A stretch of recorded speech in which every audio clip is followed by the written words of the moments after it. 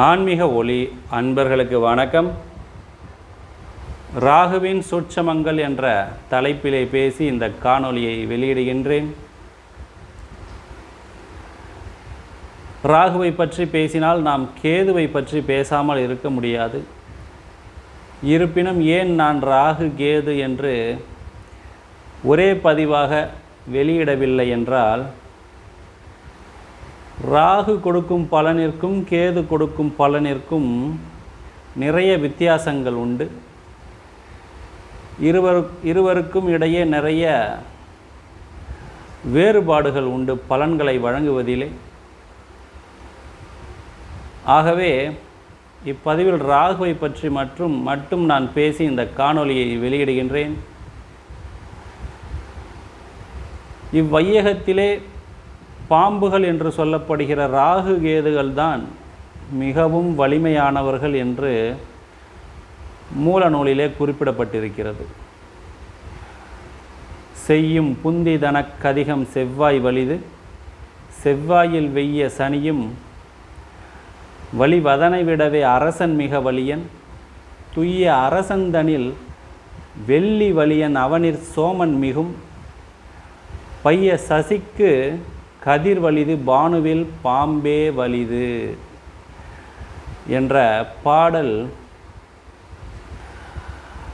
ராகு கேதுவினுடைய வலிமையை இந்த உலகம் உள்ள வரையில் பறைசாற்றும்.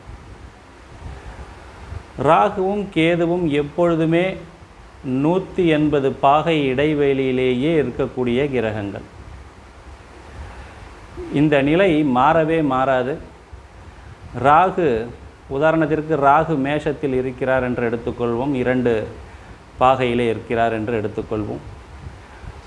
கேது அதே 2 பாகை ராகுவிற்கு சமசப்தமத்திலே துலாம் ராசியிலே 2 பாகையிலே இருப்பார்.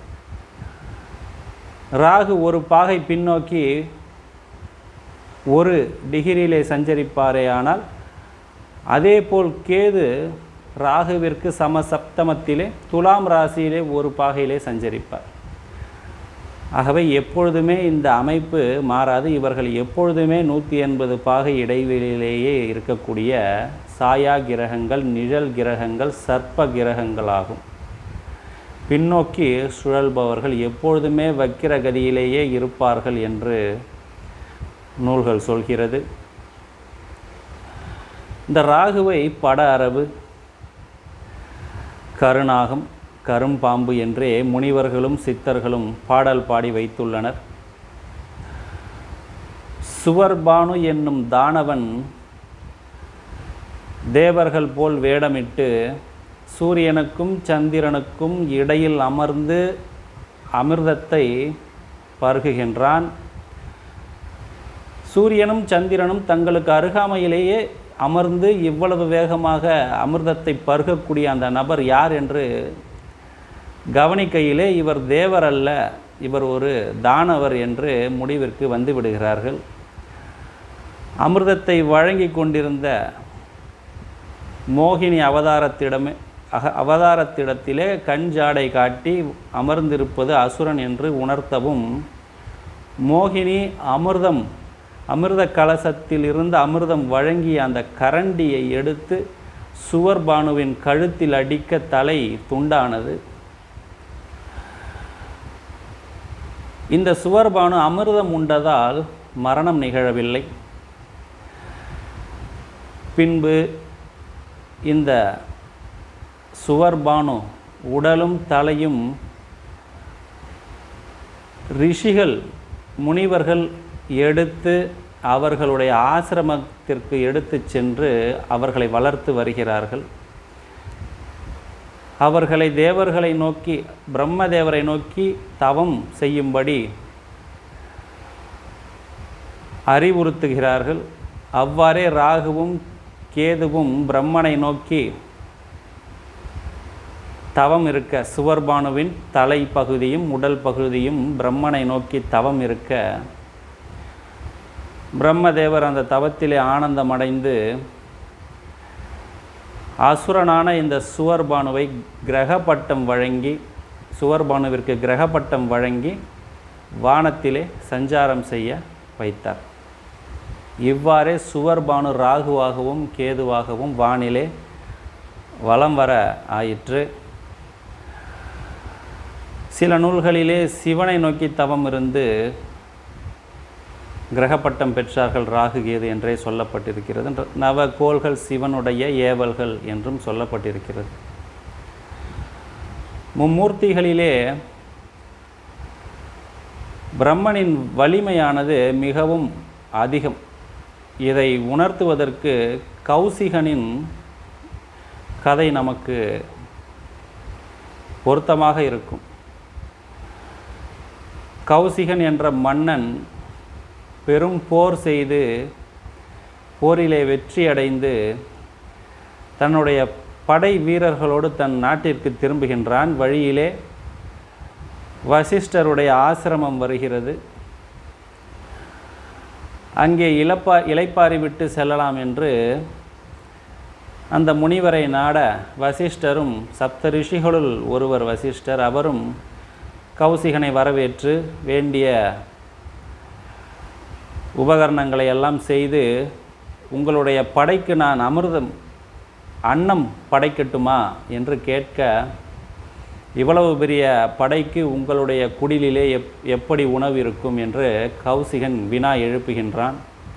அதற்கு கௌசிகனுக்கு பதில் அளித்த வசிஷ்டர், என்னிடம் இந்திரன் தனக்கு பரிசாக வழங்கிய காமதேனு பசு உள்ளது.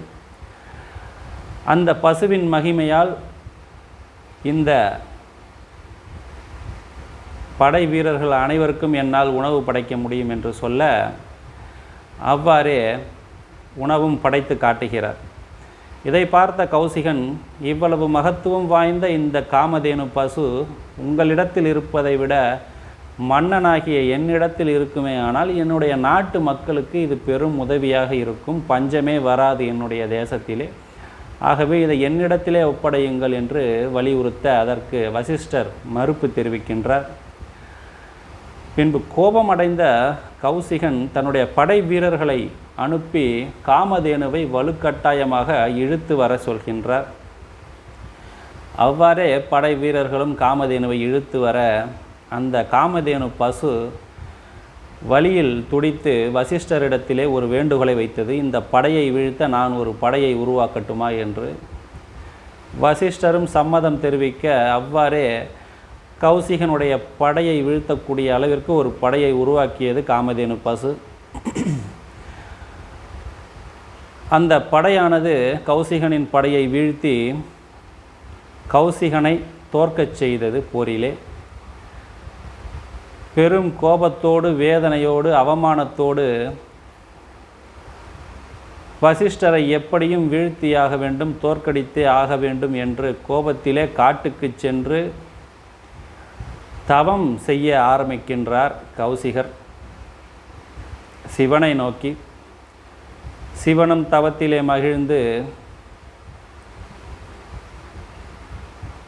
கௌசிகனுக்கு காட்சி கொடுத்து என்ன வரம் வேண்டும் என்று கேட்க, சகலவிதமான அஸ்திரங்களும் தனக்கு வேண்டும் என்று கேட்க, அவ்வாறே ஆகட்டும் என்று சிவன் பிரம்மாஸ்திரம் உட்பட அனைத்து விதமான அஸ்திரங்களையும் கௌசிகனுக்கு வழங்கிவிட்டு செல்கின்றார். பின்பு தவத்திலே வெற்றியடைந்த மகிழ்ச்சியோடு வசிஷ்டரின் ஆசிரமம் சென்று அறைகூவல் விடுத்து ஒவ்வொரு அஸ்திரமாக வசிஷ்டரை நோக்கி பிரயோகம் செய்ய தொடங்குகிறார் கௌசிகர். பெரும்பாலும் முனிவர்கள் அனைவருமே பிரம்ம தண்டம் என்று கையிலே ஒன்று வைத்திருப்பார்கள், ஒரு தடி போன்று இருக்கும். அந்த பிரம்ம தண்டத்தை எடுத்து ஒவ்வொரு அஸ்திரத்தின் மீதும் காட்ட, அந்த பிரம்ம தண்டம் ஒவ்வொரு அஸ்திரமாக விழுங்கிக் கொண்டே வந்தது. பெரும் கோபமடைந்த கௌசிகன் இறுதி அஸ்திரமாக பிரம்மாஸ்திரத்தை பிரயோகம் செய்ய வசிஷ்டர் மீது பிரம்மதண்டம் அந்த பிரம்ம அஸ்திரத்தையும் விழுங்கி பொறி பறக்க நின்றது. ஆகவே அஸ்திரங்களால் வசிஷ்டரை வீழ்த்த முடியாது என்று உணர்ந்த கௌசிகன் மீண்டும் பிரம்மாவை நோக்கி தவம் இருக்க செல்கின்றார். முதலில் பிரம்மா தோன்றி நீ ராஜ ரிஷி ஆகிவிட்டாய் என்று கூறுகிறார். பிறகு மறுபடியும் தன்னுடைய தவத்தை மேற்கொள்கிறார். அப்பொழுது இந்திரன் மேனகையை அனுப்பி வசிஷ்டரின் தவத்தை கெடுக்கின்றார். தன்னுடைய தவநிலையை மறந்து மேனகையுடன் இல்லற வாழ்க்கையிலே ஈடுபட்டு சகுந்தலை என்ற பெண் குழந்தையை பெற்றெடுக்கின்றார்கள். பின்பு மேனகை அந்த குழந்தையை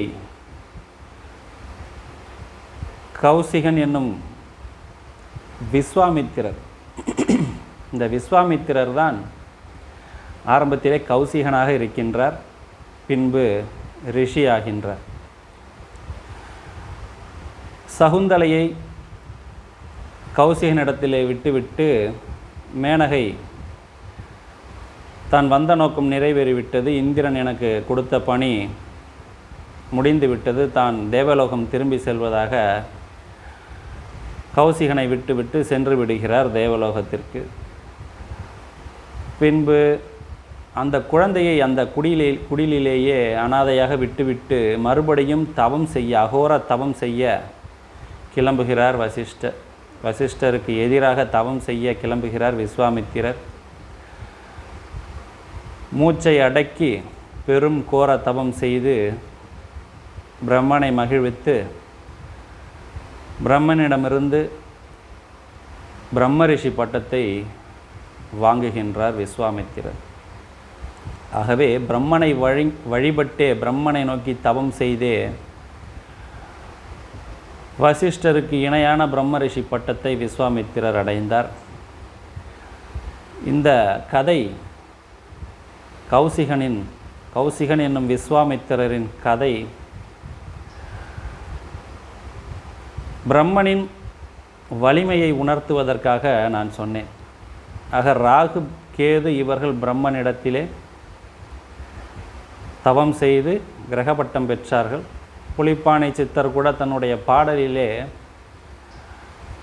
அயன் என்கிற பிரம்மாதான் 27 நட்சத்திரங்களையும் 9 கோள்களையும் வடிவமைத்து இயங்கச் செய்தார். இந்த பூமியிலே சித்தர்களையும் ஞானிகளையும் படைத்தார் என்றே குறிப்பிடுகின்றார். பாரப்பா ராகுடனே கேதுவுக்கும் பாங்கான வீடதுவே கும்பமாட்சி, வீரப்பா விருச்சகம் கடகமுச்சம்,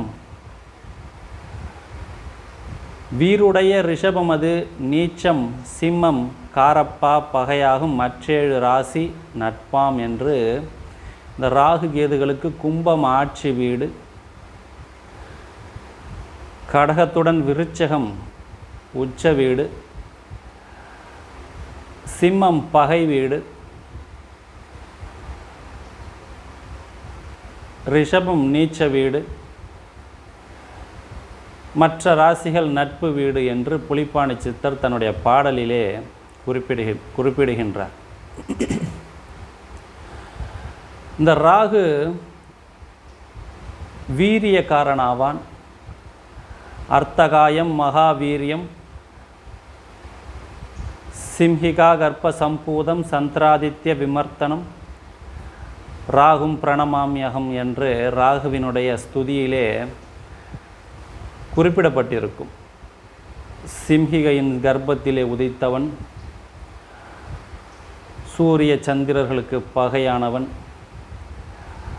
மகாவீரியமுடையவன். இவனை வழிபடுவதால் சகல காரியத்திலும் வெற்றி அடையலாம் என்று நூல்கள் குறிப்பிடுகிறது. காமதேனு பசுவினுடைய மகளான பட்டி கும்பகோணத்திற்கு அருகாமையிலே இருக்கக்கூடிய பட்டீஸ்வரம் என்னும் ஊரிலே அமைந்திருக்கக்கூடிய தேனுபுரீஸ்வரர் கோவிலிலே வந்து வழிபட்டு தன்னுடைய பிரம்மஹத்தி தோஷம் நிவர்த்தி ஆக பெற்றாள் என்று புராணங்கள் கூறுகிறது. பட்டி வந்து வழிபட்டதால் பட்டீஸ்வரம் என்று அழைக்கப்பட்டது அந்த ஊர். அந்த பட்டீஸ்வரத்திலே இருக்கக்கூடிய துர்க்கை மிகவும் பிரசித்தி பெற்ற தெய்வம். ராகு காலத்திலே ராகுவே நேரடியாக வந்து இந்த பட்டீஸ்வரம் துர்க்கையை வழிபடுவதாக நம்பப்படுகிறது. ஆகவே ராகு சூரியனோடு சனியோடு இணைந்து ஒரு ராசியில் இருக்க பெற்றவர்கள், சூரியனோடும் புதனோடும் ராகு இணைந்து ஒரு ராசியிலே இருக்க பெற்றவர்கள், சிம்ம ராசியிலே ராகு இருக்க பெற்றவர்கள், சனியினுடைய பார்வையை ஒருவருடைய ஜாதகத்திலே ராகு பெற்றிருந்தால் அவர்களும் பட்டீஸ்வரம் கோவிலுக்கு வருடத்திற்கு ஒரு முறை சென்று வருவது நல்லது. அடுத்து நவகிரக ஸ்தலங்களுள் கும்பகோணத்திற்கு அருகாமையிலே அமைந்துள்ள திருநாகேஸ்வரம் என்னும் ஊரிலே நவகிரக ஸ்தலங்களுள் ராகு ஸ்தலம் அமைந்திருக்கிறது. அங்கே சிவபெருமான் நாகநாதராக அமைந்திருக்கிறார், மூலவராக. இங்கே இருக்கக்கூடிய ராகு பகவானுக்கு, திருநாகேஸ்வரம் கோயிலிலே இருக்கக்கூடிய ராகு பகவானுக்கு ராகு காலத்திலே பாலபிஷேகம் செய்யப்படும். அந்த பாலை ராகு பகவான் நீல நிறமாக மாற்றுவார். அந்த காட்சி இன்றும் நடைபெற்றிருக்கிறது, என்றும் நடைபெறும். இந்த நிகழ்ச்சி ராகுவினுடைய வலிமையை நமக்கு பறைசாற்றுகிறது. ராகுவினுடைய தோஷம் இருப்பவர்கள் இந்த கோவிலுக்கும் வருடத்திற்கு ஒரு முறை சென்று வருவது நல்லது.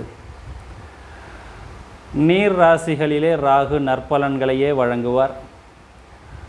கடகத்தில் சிறப்பான பலன்களை வழங்குவார். கடகத்தில் ராகு அமர்ந்து உடன் சுக்கிரன் அமர்வாரேயானால் ராஜயோக அமைப்பை ராகு தன்னுடைய திசையிலே செய்வார். விருச்சகத்தில் ராகு தனித்து அமர்ந்தாலே சிறப்பான பலன்களை தன்னுடைய திசையிலே செய்து விடுவார்.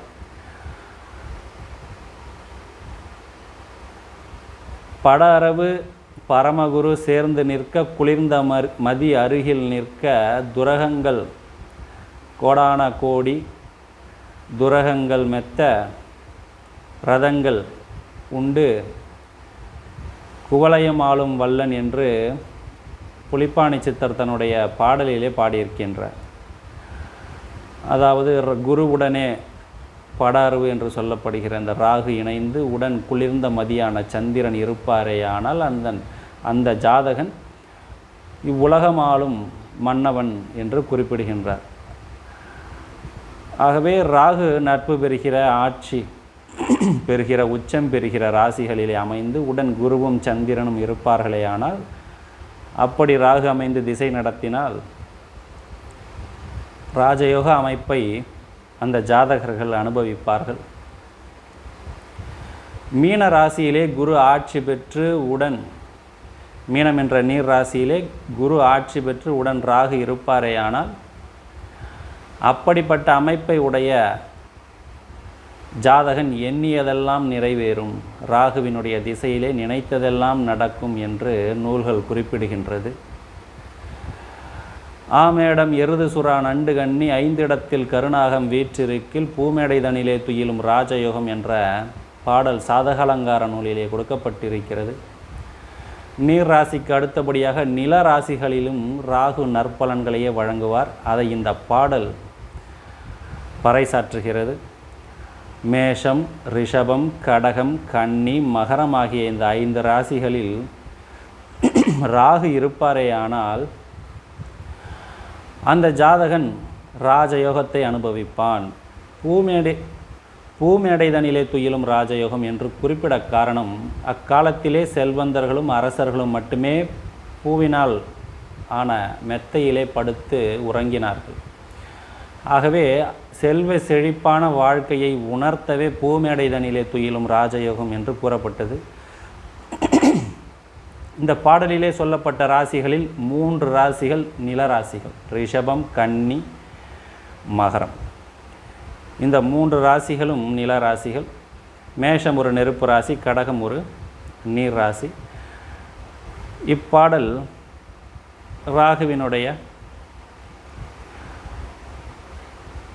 ராகுவினால் ஏற்படக்கூடிய நன்மையை உணர்த்துகிறது. அடுத்து ராகு உபஜயஸ்தானங்களில் நின்றால் சிறப்பான பலன்களை தருவார் என்று பெரும்பாலான நூல்களிலே சொல்லப்பட்டிருக்கிறது. 3, 6, 10, 11ஆம் இடங்கள் உபஜயஸ்தானங்களாகும். அசுப கிரகங்கள் உபஜயஸ்தானங்களில் அமர்ந்தால் சிறப்பான பலன்களை தருவார்கள் என்று சொல்லப்பட்டிருக்கிறது. ஆகவே ஸ்தான ரீதியாக லக்னத்திற்கு 3ஆம் இடம், 6ஆம் இடம், 10ஆம் இடம், 11ஆம் இடத்திலே ராகு அமர்வது சிறப்பு. ஒரு ஜாதகத்திலே சனியினுடைய பார்வையையோ இணைவையோ ராகு அடையாமல் இருப்பது சிறப்பு. அவ்வாறு ராகு அடையும் பட்சத்திலே ராகுவினுடைய திசையிலே பெரும் இன்னல்கள் நடைபெறும். அடுத்து லக்னத்திற்கோ சந்திரனுக்கோ 8ஆம் வீட்டிலே ராகு அமைந்தாலும் பெரும் சோதனைகளை அவர்களுடைய அந்த ஜாதகர்களுடைய வாழ்க்கையிலே ராகு பகவான் தருவார் என்றே மூல நூல்களிலே சொல்லப்பட்டிருக்கிறது. ராகுவினுடைய நட்சத்திரங்கள் திருவாதிரை, சுவாதி, சதயம் 3மே காற்று ராசிகளிலே அமைய பெற்றிருக்கிறது. திருவாதிரை மிதுன ராசியிலும், சுவாதி துலாம் ராசியிலும், சதயம் கும்ப ராசியிலும் அமைய பெற்றிருக்கிறது. காற்று ராசிகளிலே 3 நட்சத்திரங்களும் அமைய பெற்றிருந்தாலும் இந்த காற்று ராசிகளிலே அவ்வளவாக நற்பலன்களை ராகு தருவதில்லை. இது என்னுடைய ஆய்விலே நான் கண்டது. பெரும்பாலும் ஒரு கிரகம் தன்னுடைய நட்சத்திரம் எந்த ராசியில் வருகிறதோ அந்த ராசியிலே அவ்வளவாக நற்பலன்களை தருவதில்லை. இது என்னுடைய ஆய்விலே நான் கண்டது. அன்பர்களுக்கு கருத்து வேறுபாடு இருக்கலாம். இந்த ராகுவிற்கு அதிதேவதை துர்க்கை என்று சொல்லப்பட்டிருக்கிறது. பெரும்பாலான மூல நூல்களிலே ராகு கேதுவின் நிலை பற்றி குறிப்பிடப்படவில்லை. ஒரு சில நூல்களில் தான் சொல்லப்பட்டிருக்கிறது. பூர்வ பராசரியம் என்ற நூலிலே கும்பம் ராகுவிற்கு மூலத்திரிகோண வீடு, கன்னி கேதுவிற்கு மூலத்திரிகோண வீடு என்று சொல்லப்பட்டிருக்கிறது. சர்வார்த்த சிந்தாமணி என்னும் நூலிலே கன்னி கேதுவிற்கு மூலத்திரிகோண வீடு என்று சொல்லப்பட்டிருக்கிறது. பெரும்பாலான நூல்களிலே விருச்சகம் ராகு கேதுகளுக்கு உச்ச வீடு, ரிஷபம் ராகு கேதுகளுக்கு நீச வீடு என்றே சொல்லப்பட்டிருக்கிறது. ஒரு சில நூல்களில் ராகு ரிஷபத்தில் உச்சம், கேது விருச்சகத்தில் உச்சம், கேது ரிஷபத்திலே நீசம், ராகு விருச்சகத்திலே நீசம் இவ்வாறு சொல்லப்பட்டிருக்கிறது. அன்பர்களே, ராகுவை பற்றி ஒரு சில சூட்சமமான கருத்துக்களை உங்களிடத்திலே பகிர்ந்து கொண்டேன். அன்பர்களுக்கு இந்த காணொளி பிடித்திருந்தால் எனக்கு சப்ஸ்கிரைப் செய்து ஆதரவு தரும்படி அன்போடு கேட்டுக்கொண்டு, இதுபோல் மேலும் ஒரு பதிவிலே உங்களை வந்து சந்திக்கும் வரையில் உங்களிடமிருந்து விடைபெறுகிறேன். நன்றி, வணக்கம்.